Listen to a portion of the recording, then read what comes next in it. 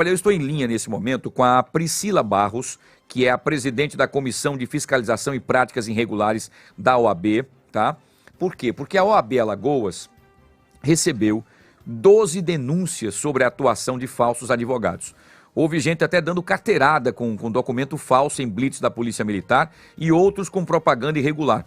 Mas hoje nós vamos conversar com a Priscila, que é a presidente da Comissão de Fiscalização e Combate a Práticas Irregulares, né, na advocacia, para falar principalmente de uma preocupação dos nossos ouvintes também, e toda a população, né? O receio de cair nas mãos desses falsos profissionais. Priscila, mais uma vez, bom dia, seja bem-vinda aqui ao nosso Fenômeno Pajuçara na Hora. Muito bom dia, Wilson Júnior, a toda a equipe, bom dia, sociedade alagoana. Satisfação imensa estar falando com você. A satisfação é nossa, muito obrigado pela disponibilidade.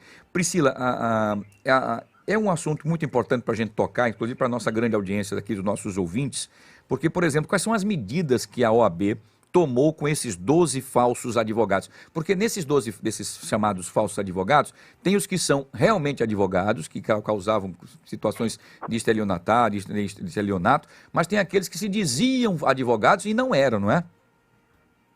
Vamos com muita calma, primeiramente. Para explicar com detalhes, né, Priscila? Esse assunto nos é muito caro, até para a gente fortalecer a advocacia e os advogados regularmente inscritos na ordem. Isso. Então, assim, é uma pauta em que assustou a toda a sociedade, assustou também a OAB, né, contar com, no primeiro semestre, com cerca de 12 denúncias, e a situação é de aumentar esse número.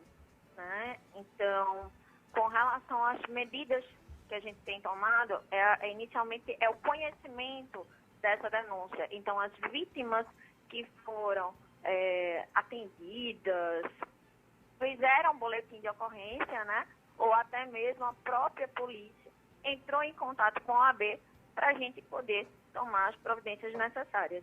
Muito bem, então vocês estão acompanhando, logicamente, em paralelo ali, acompanhando os casos que estão sendo investigados e acompanhados pela Polícia Civil. Perfeitamente. Os casos que são decorrentes pela Polícia Civil, né, como falsidade ideológica, estelionato, alguma situação que possivelmente tem até formação de quadrilha, né, a gente tem acompanhado para saber até se a pessoa é bacharel em direito ou não. Entendi, perfeito. Por exemplo, o ouvinte que está nos acompanhando agora, por ele quer buscar um advogado, né, nesse momento. O que ele pode fazer para saber se é ou não um falso advogado? A OAB pode ajudar nisso? Com certeza. A OAB tem um canal diretamente presencial, né, que é na sede da nossa instituição, que fica em Jacarecica. Lá a gente tem um balcão de atendimento através da secretaria e, ainda assim, na dúvida, a gente sempre aconselha a procurar um advogado da confiança da pessoa, porque a gente sempre conhece um advogado realmente atuante, né, na nossa cidade, na nossa comunidade. Então, assim, a gente sempre requer aquele que, já participou do meu processo, né, e aí a gente tem essa conexão. Essa referência, né? Referência, perfeito. Muito bem. Agora, essa pergunta que eu vou fazer é uma pergunta muito importante, porque fica mais popular e na boca do povo também. Que hoje nós vemos, por exemplo, muitas ofertas de advogados cobrando pouco, principalmente os chamados advogados de porta de cadeia, que é um termo até pejorativo, mas muito conhecido, né, pela população. Então, eu queria fazer essa pergunta aqui para os nossos ouvintes saberem os detalhes. Honorários baixos, baratos, pode ser indício de que o profissional pode não ser registrado, Priscila? Então, a gente tem que ter todo um cuidado com relação aos honorários e ao avitamento de honorários, até porque o nosso Código de Ética prevê um mínimo estabelecido por lei, né? Então, muita atenção aos advogados que batem a sua porta oferecendo benefício, serviço jurídico, né? O advogado geralmente não vai bater na sua porta, né? A gente tem que ter muita atenção. Isso. E ainda assim, restando dúvida se realmente a pessoa que bateu, procurou a sua porta, ofereceu aquele serviço, é advogado, existe um site da oab-al.org.br,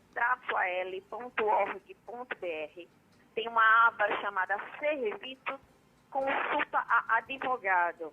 Nessa aba, se você digitar o nome do advogado, vai aparecer. Ótimo. Então, é um contato que a gente também tem para facilitar a sociedade.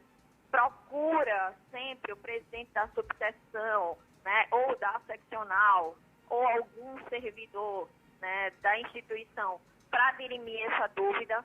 E mesmo assim, sempre procurar a polícia. Foi vítima, fazer o boletim de ocorrência, é o que a gente tem orientado a população. Perfeito. Muitas vezes as pessoas ficam constrangidas de perguntar assim, você realmente está na OAB, você realmente é advogado? A pessoa não vai fazer isso naquela pergunta, às vezes fica constrangido, o que deveria fazer, né? Enfim. Mas o ideal é pedir o cartãozinho do advogado, né? Me dá o seu cartão, por favor. Que no cartão tem que estar lá, né, a inscriçãozinha dele, porque aí depois você faz uma checagem para saber se aquela pessoa é mesmo que está dizendo, né? Perfeito, Wilson. E é muito importante, porque a informação falsa capaz de iludir a vítima é uma falsidade ideológica, Isso. né? E hoje a gente tem o cartão que a gente tem digitalizado, a gente já tem o nosso virtual. A nossa OAB nos fornece a possibilidade de apresentar como CNH, né? Isso. Digital. Então a gente tem a OAB digital. Então, ainda assim, para confirmar, a gente tem essa possibilidade, esse processo. Muito bem. Olha, a gente também já noticiou aqui, Priscila, por exemplo, até golpes de falsos advogados que prometem agilizar processos como indenizações, por exemplo, né? E esses falsos advogados geralmente prometem facilitar demais as coisas, pular prazos. Isso já seria um indicativo de que algo está errado? Primeiramente, a gente aconselha a sociedade a não acreditar naquela mensagem de WhatsApp, naquele AR recebido com promessa de benefício, revisão de benefício. Sempre buscar, primeiramente, o seu advogado de confiança, acima de tudo, né? Os indícios é só para apurar, a gente precisa saber e chegar quem enviou, como enviou, porque hoje a gente tem LGPD, né? Isso. Wilson Júnior. Então, a gente tem todo um aparato aí também, que existe uma comissão acerca disso, que está representada também por Natália Peixoto, e a gente tem essa proteção dos nossos dados. Ótimo, excelente. Olha, por exemplo, só para dar um exemplo aqui para os nossos ouvintes, se eu contrato um falso advogado, quais são as consequências que eu terei? Quais são os prejuízos, por exemplo? Porque eu tenho um prazo a ser cumprido, tem uma série de situações que eu posso, até de repente, até perder aquela causa por conta de um profissional que não seja regular. Então, quando se trata de processos, há a possibilidade da nulidade, né? Processual também. E aí vem, como você mesmo falou, a perder o processo. Mas, de antemão, a gente também tem a questão da ilegitimidade da parte, digamos assim, do procurador, na verdade. E aí a gente pode buscar o advogado, né, mais próximo, o advogado de confiança. Isso vai muito também do juízo, né, que vai endereçar aí para chamar ou a OAB ou a Defensoria Pública para estar presente. Muito bem. Tem uma pergunta aqui do João Carmo, ele é do bairro da Pajuçara, está dando parabéns pela abordagem aqui do assunto, ele dando parabéns pelas suas explicações, e ele pergunta o seguinte, se eu por acaso for vítima de alguém que se diz advogado, perco o prazo e perco a oportunidade de responder no meu processo, provando que eu fui vítima com a minha boa-fé, isso pode ser revertido? João Carlos, só me permita, Wilson, uma indagação. Era advogado ou não era advogado? Ele não diz aqui, deixa eu saber aqui. João Carlos, é bom que você diga se ele era advogado ou não. Porque a gente tem um mecanismo de quando sendo advogado... Não era, ele respondeu agora, não era advogado. Não era advogado. Ele enganou o João Carlos. Enganou o João Carlos. Dentro da instituição. E quando não é, imediatamente, João Carlos, a gente aconselha que a própria vítima preste esclarecimento e boletim de ocorrência na delegacia. Perfeito. E com isso ele consegue, então, já comprovado que ele foi vítima de um golpe, né? Exatamente. Não que vai ser ressarcido, né?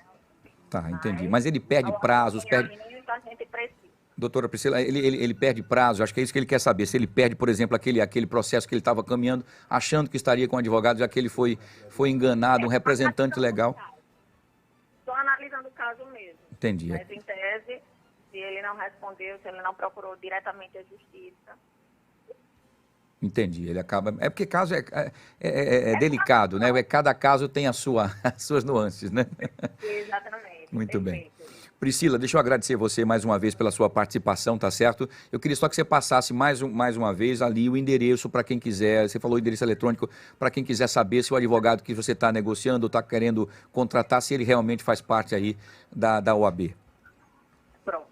Eu queria só deixar claro aqui que cuidado com as carteiras, a gente tem uma carteira digital eletrônica, a carteira de estagiária é diferente da carteira do advogado, né? As colorações são diferentes, mas isso o site da OAB, do Conselho Federal, tem explicando tudo direitinho.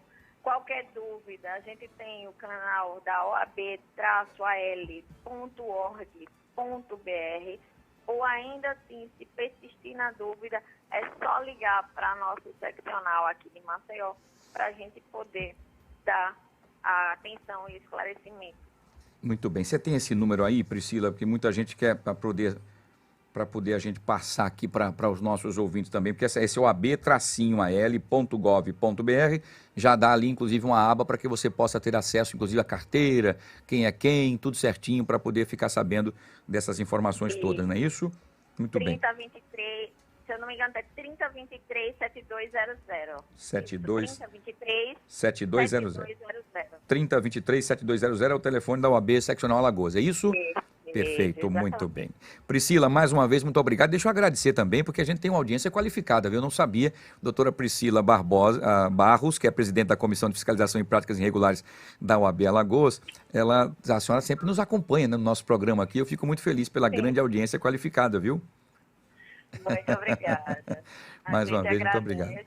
E a gente precisa orientar realmente a sociedade a fazer o boletim de ocorrência quando for vítimas de falso advogado. Importante isso, oficializar, né? Muita gente acaba não indo para fazer esse boletim, que é muito importante, tanto para as estatísticas como também para a segurança da própria pessoa, não é, doutora Priscila? Exatamente, porque o trabalho da nossa comissão é exatamente educar, fortalecer a advocacia e, além do mais, não somente a advocacia, deixar claro para que a sociedade que a advocacia está trabalhando também, a OAB fica trabalhando para ela, né? Exatamente. Que a OAB é de todos. É defesa da população. Muito bem.